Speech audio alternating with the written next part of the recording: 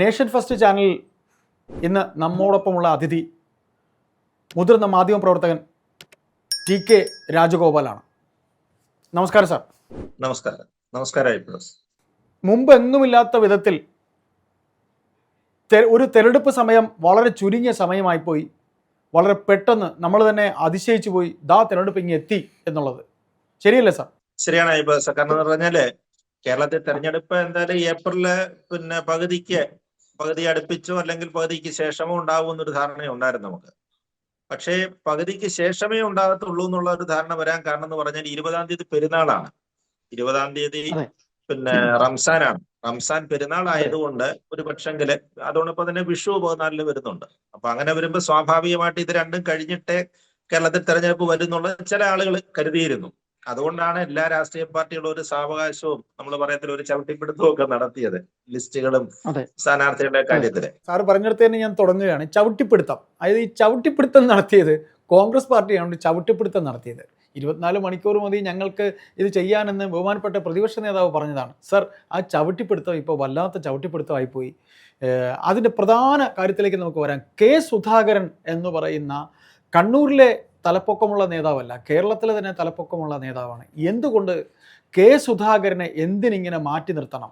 സാറിന് ദീർഘനാളത്തെ മാധ്യമപ്രവർത്തനത്തിലൂടെ സാറിന് അറിയാവുന്നതാണ് KPCC പ്രസിഡന്റ് എന്ന് പറയുന്ന ഹോട്ട് സീറ്റ്. ആ ഹോട്ട് സീറ്റിൽ നിന്ന് അദ്ദേഹത്തിനെ മാറ്റുമ്പോൾ ബഹുമാനപ്പെട്ട പ്രതിപക്ഷ നേതാവ്, ഭാരതത്തിൻ്റെ പ്രതിപക്ഷ നേതാവ്, കോൺഗ്രസ് പാർട്ടിയുടെ നേതാവ് രാഹുൽ ഗാന്ധി കൊടുത്ത വാക്കാണ് എന്ന് പറയുന്നു. സർ, ഈ കെ സുധാകരൻ പ്രശ്നം സ്വാഭാവികമായി ഉണ്ടായതല്ലേ? അതിനെ അവർക്ക് തീർക്കാവുന്നതല്ലേ ഉള്ളൂ. ഒരു രമേശ് ചെന്നിത്തലയാണ് ഇപ്പോൾ അദ്ദേഹത്തിനോടൊപ്പം നിൽക്കുന്നത്. രമേശ് നിൽക്കുന്നതും അദ്ദേഹത്തിൻ്റെ കൂടെ താല്പര്യത്തിൻ്റെ അടിസ്ഥാനത്തിൽ മാത്രമല്ലേ? സാറ് ഇതെല്ലാം കണ്ടിട്ടുള്ള ഒരാളാണ്, ഒരു മുതിർന്ന മാധ്യമ പ്രവർത്തകനാണ്. സാറിന് പറയാൻ കഴിയും, ഒന്ന് പറയാമോ സാർ? അപ്പൊ മുമ്പേ അയ്യപ്പദാസ് ചോദ്യം പോലെ ചവിട്ടിപ്പിടിക്കുന്നത് ഇപ്പൊ കോൺഗ്രസിന്റെ ലിസ്റ്റ് തന്നെ ചവിട്ടിപ്പിടിച്ചിരിക്കുകയാണ്. അത് പറഞ്ഞതാണല്ലോ, തെരഞ്ഞെടുപ്പ് പ്രഖ്യാപിച്ചാല് 24 മണിക്കൂറിനകം ലിസ്റ്റ് വരുമെന്നാണ് പറഞ്ഞത്. പക്ഷെ എത്ര കഴിഞ്ഞിരിക്കുന്നു? എന്തുകൊണ്ട് ലിസ്റ്റ് പുറത്തേക്ക് വിടാൻ പറ്റുന്നില്ല? കോൺഗ്രസ് അത് ഫൈനലൈസ് ചെയ്യാൻ പറ്റുന്നില്ല. ഇപ്പൊ ഏതാണ്ട് 70ഓളം സീറ്റുകളിൽ ധാരണയായിട്ടുണ്ട് എന്ന് പറയുന്നു. ഒറ്റ പേരിലേക്ക് വന്നിട്ടുണ്ട്. ബാക്കി 15 സീറ്റുകളിൽ മാത്രമാണ് 2-3 പേരുകൾ നിലനിൽക്കുന്നതെന്നാണ് പറയുന്നത്. എന്തായാലും പുറത്തു വിടുമെന്നാണ് പറയുന്നത്. പക്ഷെ ഇപ്പോഴ് MP ആയിട്ടുള്ള ശ്രീ ബെന്നി ബെഹനാൻ പുറത്തു വന്ന് പറഞ്ഞ കാര്യം എന്താണ്? ഒരു പക്ഷെങ്കിൽ ഇന്നത് വന്നേക്കും എന്ന് പറയുകയാണ്. ഇപ്പൊ തെരഞ്ഞെടുപ്പ് സമിതിയുടെ യോഗവും AICCയുടെ യോഗം, ഹൈക്കമാൻഡ് യോഗങ്ങളും തീരുമാനങ്ങളും ഒക്കെ നിൽക്കുന്നുണ്ട്. അപ്പൊ എല്ലാം കൂടെ നമ്മൾ കൂട്ടി വായിക്കുമ്പോൾ എനിക്ക് തോന്നുന്നത് ഈ കെ സുധാകരൻ പ്രശ്നത്തിൽ തന്നെയാണ് ഈ ചവിട്ടിപ്പിടുത്തം കൂടുതൽ വരുന്നതെന്ന് തോന്നുന്നു. അതോടൊപ്പം തന്നെ കണ്ണൂരിൽ ചില വിസ്മയങ്ങള് KPCCയുടെ പ്രതിപക്ഷ നേതാവ് പറഞ്ഞതുപോലെയുള്ള കണ്ണൂരിലെ വളരെ സ്ഫോടനാത്മകമായ സ്ഥിതിയാണ്. തെരഞ്ഞെടുപ്പ് മുമ്പ് തന്നെ പണ്ട് മറ്റു തരത്തിലുള്ള സ്ഫോടനങ്ങളായിരുന്നെങ്കിൽ ഇപ്പൊ രാഷ്ട്രീയ സ്ഫോടനങ്ങൾ നടന്നുകൊണ്ടിരിക്കുകയാണ്. അവിടെ രാഷ്ട്രീയ സ്ഫോടനങ്ങളാണ് CPM-നകത്തിലും നടന്നുകൊണ്ടിരിക്കുന്നത്. അപ്പൊ അതുകൂടൊക്കെ അറിയട്ടെ, ഇനി ആരൊക്കെ വരാനുണ്ട്, ഇനിയും വല്ല വിസ്മയങ്ങൾ വരുമോ? അവസാനം വന്നിരിക്കുന്നത് പാർട്ടിയുടെ സെക്രട്ടേറിയറ്റ് മെമ്പറായിരുന്ന TK ഗോവിന്ദനാണ് അവസാന സ്ഫോടനം നടത്തിയിരിക്കുന്നത്. ഇനിയും വല്ലതും വരുമോ എന്നൊക്കെ അത് കരുതിയിരിക്കുകയായിരിക്കാം. എന്തായാലും കണ്ണൂർ രാഷ്ട്രീയം കേന്ദ്രീകരിച്ചാണ്, കണ്ണൂരെ പൊളിറ്റിക്സ് ആണ് ഇപ്പൊ കേരള രാഷ്ട്രീയത്തെ മൊത്തം നിയന്ത്രിക്കുന്നതെന്ന് തോന്നുന്നു. അയ്യപ്പദാസന്റെ ചോദ്യം തന്നെയാണല്ലോ വന്നത്, കെ സുധാകരനോട് എന്തുകൊണ്ടാണെന്നുള്ളതാണ്. അതിനകത്തില് 2 കാരണങ്ങളുണ്ട്. അതിന് 2 വശവും നമ്മൾ നോക്കണം. കെ സുധാകരൻ ശരിയാണ്, കോൺഗ്രസിന്റെ സർവാധി നമ്മൾ പറയുന്ന കണ്ണൂർ ജില്ലയിലെ നല്ല കേരളത്തിലെ തന്നെ ഏറ്റവും തലയെടുപ്പുള്ള മുതിർന്ന നേതാക്കന്മാരിൽ ഒരാളാണത്. അപ്പൊ നിലവിലത്തെ MP ആണ്. പണ്ട് KPCC അധ്യക്ഷനായിരുന്നു. കണ്ണൂരില് CPM-ഉമായിട്ട് നമ്മൾ പറയും അടിച്ചു നിൽക്കുക എന്നൊക്കെ പറയും. അടിച്ചു നിൽക്കാൻ പ്രാപ്തിയുള്ള ഒരു നേതാവുമായിരുന്നു അദ്ദേഹം. CPM-ന്റെ ആയ കാലത്ത് പോലും അടിച്ചു നിൽക്കാൻ ശേഷിയുള്ള ഒരു നേതാവ് കൂടെ ആയിരുന്നു അദ്ദേഹം. ഭയമുണ്ട് കേട്ടോ അങ്ങോട്ട്. പാർട്ടിയെ സംബന്ധിച്ചിടത്തോളം 2 പാർട്ടികളെ നമ്മൾ പരസ്പര ഭയത്തോടു കൂടി തന്നെയാണ് കാണുന്ന ഒരു നേതാവും കൂടിയാണ് ശ്രീ സുധാകരൻ എന്ന് പറയുന്നത്. അദ്ദേഹത്തിന് അതിലേറെ അനുയായികളും ആരാധകരും ഒക്കെ ഉള്ള ആളുകളാണ്. അതുപോലെ സൗഹൃദമുണ്ട്, എല്ലാ പാർട്ടിക്കാരുമുണ്ട്, നല്ല സൗഹൃദമുണ്ട് അദ്ദേഹത്തിന്. അപ്പൊ അങ്ങനെ വരുമ്പോ കണ്ണൂരിനെ സംബന്ധിച്ചിടത്തോളം സുധാകരൻ ഒരു അവിഭാജ്യ ഘടകം തന്നെയാണ്. അത്തരത്തിൽ സംശയങ്ങളൊന്നുമില്ല. അതുകൊണ്ടാണല്ലോ അദ്ദേഹം ജയിക്കുന്നത് തന്നെ. അവിടുത്തെ ഏത് മണ്ഡലത്തിൽ നിന്ന് കഴിഞ്ഞാലും CPM-ന്റെ കുത്തകയല്ലാത്ത മണ്ഡലത്തിൽ അദ്ദേഹം ജയിക്കുന്നതിന്റെ കാരണം അത് തന്നെയാണ്. അപ്പൊ അങ്ങനെയുള്ള സുധാകരനാണ് ഇപ്പൊ മുറിവേറ്റ സുധാകരൻ എന്നൊക്കെയാണ് പറയുന്നത്. അദ്ദേഹത്തിന് മുറിവേറ്റു എന്നാണ് പറയുന്നത്. അദ്ദേഹം സമ്മതിക്കത്തില്ല, അദ്ദേഹത്തിനോടുള്ള അനുയായികൾ ആരും സമ്മതിക്കത്തില്ല കാര്യം. പക്ഷേ അദ്ദേഹത്തിന് എന്തോ മുറിവേറ്റിട്ടുണ്ട്. ഇന്നിപ്പോ ഡൽഹി വിമാനത്താവളത്തില് രാവിലെ 6 മണിക്ക് കണ്ണൂരിൽ നിന്ന് പോയി അദ്ദേഹം ഏതാണ്ട് 9 മണി 9:15 മണിയോട് ഡൽഹിയിലെത്തി. വിമാനത്താവളത്തില് പുറത്തേക്ക് ഇറങ്ങിയ ശേഷം അവിടെ വെച്ച് മാധ്യമപ്രവർത്തകരെ കാണുന്നുണ്ടായിരുന്നു അദ്ദേഹത്തെ. കണ്ടു കഴിഞ്ഞപ്പോ അദ്ദേഹത്തോട് ചോദിച്ചു, ഇവിടെ വിളിപ്പിച്ചിട്ട് വന്നതാണോ, പിന്നെ ഹൈക്കമാൻഡ് വിളിപ്പിച്ചിട്ട് വന്നതാണോ എന്ന് ചോദിച്ചപ്പോൾ പറഞ്ഞു, എന്നെ ആരും വിളിപ്പിച്ചിട്ടില്ലെന്നാണ് പറഞ്ഞത്. അപ്പൊ ആദ്യം കേട്ടത് രാഹുൽ ഗാന്ധി തന്നെ നേരിട്ട് വിളിപ്പിക്കുന്നു, അതല്ലെങ്കിൽ പാർട്ടിയുടെ അധ്യക്ഷൻ മല്ലികാർജുൻ ഖാർഗെ അദ്ദേഹത്തെ സംസാരിച്ച് പിണക്കങ്ങളൊക്കെ തീർത്ത് ഇന്ന് ലിസ്റ്റ് പുറത്തിറക്കാം എന്നൊക്കെയുള്ള ഒരു ധാരണയായിരുന്നു ഉണ്ടായിരുന്നു പറഞ്ഞു. അപ്പൊ അദ്ദേഹം പറഞ്ഞു, എന്നെ ആരും വിളിച്ചിട്ടില്ല, എനിക്ക് അതിനുള്ള ശേഷിയോ, നമ്മളാരും പാർട്ടിയിലെ ഒന്നുമല്ലല്ലോ, നമ്മളാരും ഈ പാർട്ടിയെ സംബന്ധിച്ചിടത്തോളം ഒന്നുമല്ലല്ലോ, ഒരു നിലയും വിലയും ഒന്നും ഉള്ള ഒരാളല്ലല്ലോ. ഉള്ളിൽ നിന്നും ഒരു സങ്കടമാണെന്ന് തോന്നുന്നു, ഒരു സങ്കടത്തിന്റെ ഒരു വാക്കാവുന്നത്. നിലയും വിലയും ഉള്ള ഒരാളൊന്നും അല്ല ഞാൻ, അത്രയും വലിയ കാര്യങ്ങളൊന്നുമില്ല, പിന്നെ ഞാനിവിടെ വന്നു എന്നുള്ള മട്ടിലാണ് അദ്ദേഹം പറയുന്നത്. ഒരു പക്ഷേ പാർലമെന്റ് സമ്മേളനവുമായിട്ട് ബന്ധപ്പെട്ട് വല്ല കാര്യങ്ങൾക്കാണോ വന്നതെന്നുള്ളത് അറിഞ്ഞുകൂടാ. എന്തായാലും രാവിലെ എത്തിയ ശേഷം അദ്ദേഹം വീട്ടിൽ തന്നെ ഉണ്ട് ഇപ്പോഴും. ഡൽഹിയിൽ അദ്ദേഹത്തിന് അനുവദിച്ച വസതിയിലേക്ക് അദ്ദേഹം പോയില്ല, ഒരു ഹോട്ടലിലേക്കാണ്, ഡൽഹിയിൽ ഏതോ ഒരു ഹോട്ടലിലാണ് അദ്ദേഹം റൂം എടുത്തിരിക്കുന്നത് എന്നൊരു വാർത്ത കൂടെ രാവിലെ കേൾക്കാൻ പറ്റി. സാർ തുറന്നോളൂ. ഇപ്പൊ നമ്മൾ അറിയുന്നത് ഏറ്റവും ലേറ്റസ്റ്റ് ഡെവലപ്മെന്റ് എന്ന് പറയുന്നത്, ഈ ലിസ്റ്റ് കോൺഗ്രസിന്റെ ലിസ്റ്റ് പുറത്തു വരണമെന്നുണ്ടെങ്കിൽ സുധാകരനെ അനുനയിപ്പിക്കണം എന്ന് പറഞ്ഞാൽ അദ്ദേഹത്തിന്റെ ഒരു ആഗ്രഹം എന്ന് പറഞ്ഞു കഴിഞ്ഞാൽ അദ്ദേഹത്തിന് നിയമസഭയിലേക്ക് മത്സരിക്കണം. കണ്ണൂർ അസംബ്ലി സീറ്റിൽ നിന്ന് അദ്ദേഹത്തിന് മത്സരിച്ചു കഴിഞ്ഞാൽ തീർച്ചയായിട്ടും വലിയ പ്രതീക്ഷയുള്ള സ്ഥാനാർത്ഥിയാണ്. ഒരു സംശയം എന്നുള്ള രാഷ്ട്രീയം അറിയാവുന്നവർക്കറിയാം, തീർച്ചയായിട്ടും അദ്ദേഹം മണ്ഡലത്തിൽ ജയിച്ചു കയറുന്ന സ്ഥാനാർത്ഥി തന്നെയാണ്, അക്കാര്യത്തിൽ ഒരു സംശയവുമില്ല. അത് തന്നെയല്ല, ഇപ്പോഴത്തെ സാഹചര്യത്തിൽ അദ്ദേഹത്തെ മത്സരിപ്പിച്ചു കഴിഞ്ഞാൽ കണ്ണൂരിനെ മാത്രമല്ല, കണ്ണൂർ ജില്ലയാകെ, കണ്ണൂരിലെ പല മണ്ഡലങ്ങളെ അത് സ്വാധീനിക്കുകയും ചെയ്യും, അക്കാര്യത്തിലും സംശയങ്ങളൊന്നുമില്ല. അപ്പൊ അദ്ദേഹത്തോടൊപ്പം തന്നെ മറ്റൊരു എം പി ആയ ആറ്റിങ്ങൽ എം പി ആയ അടൂർ പ്രകാശിനും അത്തരം ഒരു ആഗ്രഹമുണ്ട്. അദ്ദേഹവും പറയുന്നത്, ഞാനും കേരള പൊളിറ്റിക്സിലേക്ക് മടങ്ങുകയാണ്. ഇപ്പൊ UDF കൺവീനർ കൂടിയാണ് അദ്ദേഹം. എനിക്കും അങ്ങനെ ഉണ്ടെങ്കിൽ ഒരു കൺസെഷൻ വേണം, ഒരു ഇളവ് വേണം, ഞാനും മത്സരിക്കും എന്നുള്ളതാണ്. അപ്പൊ ഇത് രണ്ട് ചുറ്റിപ്പറ്റിയിട്ടാണ് ഇപ്പൊ പ്രശ്നങ്ങളൊക്കെ നിൽക്കുന്നത്.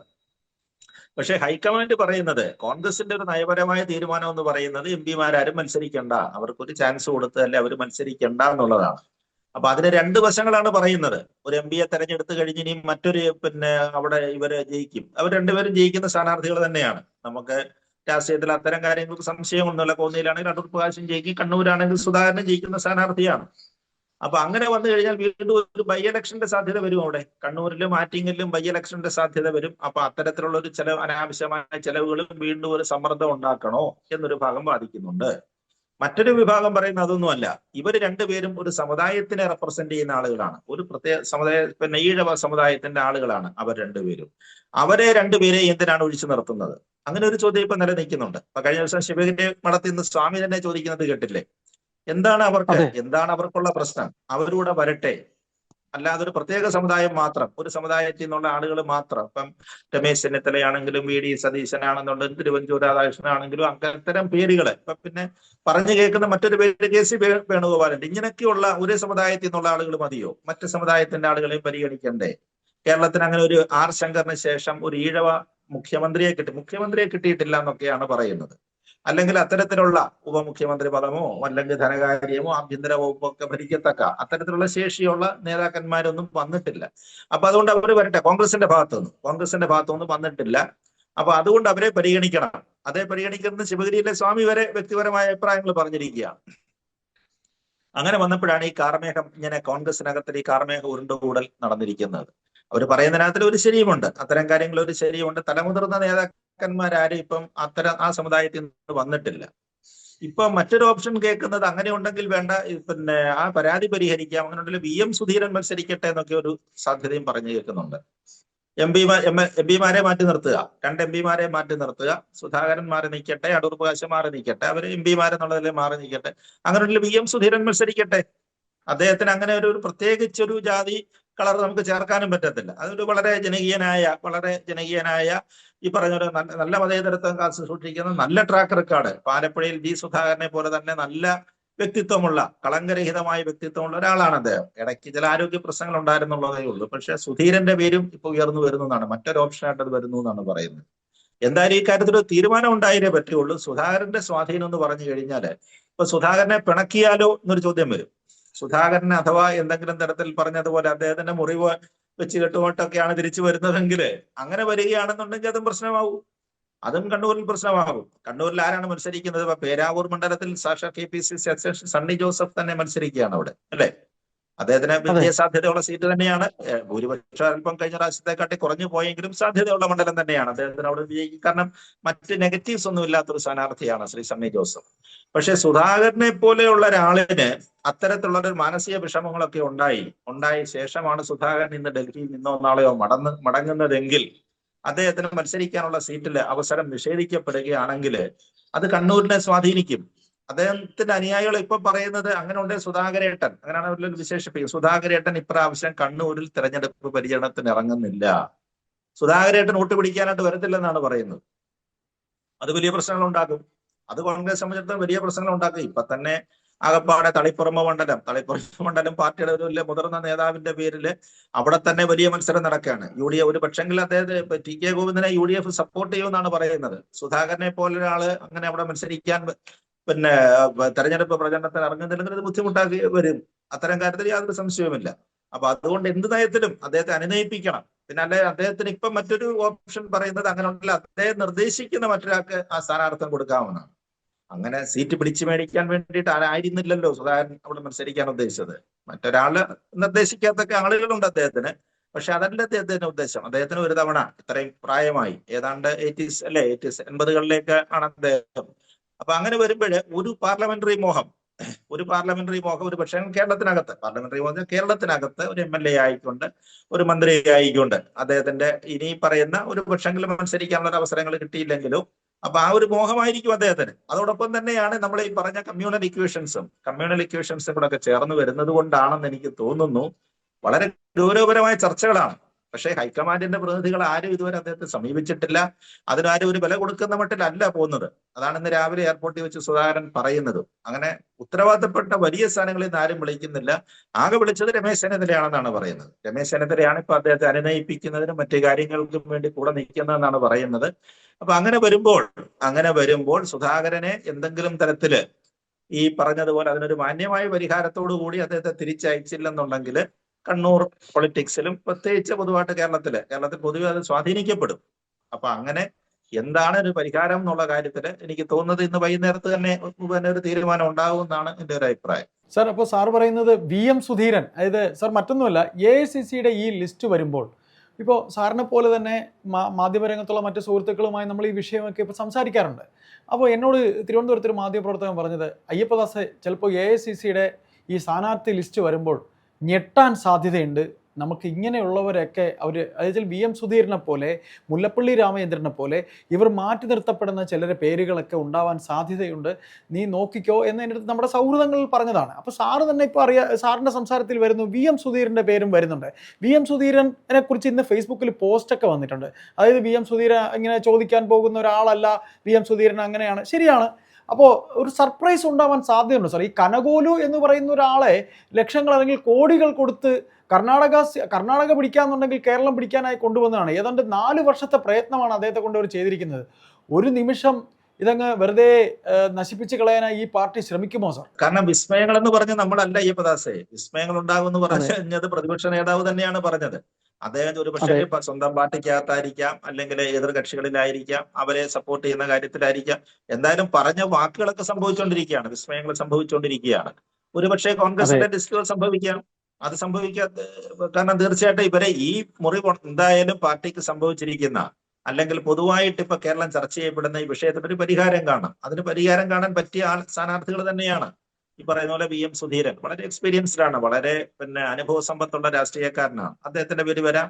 മുല്ലപ്പള്ളി രാമചന്ദ്രൻ കേന്ദ്രമന്ത്രി വരെ ആയിട്ടിരുന്ന ആളാണ്, MP ആയിട്ടൊക്കെ ഇരുന്ന ആളാണ്. അതേപോലെ തന്നെ കണ്ണൂരിൽ വലിയ സ്വാധീനമുള്ള ആളാണ്. കണ്ണൂർ മണ്ഡലത്തിലും വലിയ സ്വാധീനമുള്ള ആൾ തന്നെയാണ് അദ്ദേഹം. കോൺഗ്രസിന്റെ വളരെ പരമോന്നതനായ നേതാവാണ്, നല്ല ട്രാക്ക് റെക്കോർഡുള്ള നേതാവാണ്. ഇവർ രണ്ടുപേരും കോൺഗ്രസ് സംബന്ധിച്ചിടത്തോളം തീർച്ചയായിട്ടും കേരള സമൂഹത്തിൽ അവതരിപ്പിക്കാവുന്ന ഏറ്റവും നല്ല 2 സ്ഥാനാർത്ഥികളാണ്. പക്ഷെ ഇവരൊക്കെ വന്നു കഴിഞ്ഞാൽ, ഇവരൊക്കെ അവിടുന്ന് ജയിച്ചു കഴിഞ്ഞാൽ ഇവരെ എങ്ങനെ അക്കോമഡേറ്റ് ചെയ്യും? അവിടെയാണ് ഒരു മന്ത്രിസഭയൊക്കെ ഇപ്പൊ ഈ പറയുന്നത് പോലെയാണ് കോൺഗ്രസിന്റെ മന്ത്രിസഭയിലൊക്കെ വരുന്നെങ്കിൽ ഇവരൊക്കെ വളരെ സീനിയർമാരാണ്, പല സീനിയേഴ്സാണ്. അപ്പൊ സീനിയേഴ്സ് ഒക്കെ ആവുമ്പോൾ അത്തരം കാര്യങ്ങളൊക്കെ വരുമ്പോൾ ഒരു മന്ത്രിസഭ കോൺഗ്രസിന് ഭൂരിപക്ഷം കിട്ടി ആണെന്നുണ്ടെങ്കിൽ മന്ത്രിസഭാ ഘടന അതിനകത്തിലൊക്കെ വലിയ ബുദ്ധിമുട്ട്. ഇപ്പൊ നമ്മൾ മുമ്പേ പറഞ്ഞ 3-4 പേരുകൾ, അതോടൊപ്പം തന്നെ ഇവർ 2 പേര്, 6 പേരെന്ന് പറഞ്ഞ് വന്നു കഴിഞ്ഞാൽ കോൺഗ്രസിന് എങ്ങനെ അത് വിധിച്ചെടുക്കാൻ പറ്റും? അപ്പൊ അതിനകത്തൊരു ഇംബാലൻസ് ഉണ്ടാകും, ബാലൻസിന്റെ കുറവുണ്ടാകും. അപ്പൊ അതൊക്കെ ആയിരിക്കാം അതൊക്കെ ആയിരിക്കാം നേതൃത്വത്തിന്റെ മറ്റു തരത്തിലുള്ള ആലോചനയിലേക്ക് പോകുന്നതെന്നാണ് എനിക്ക് തോന്നുന്നത്. നന്ദി.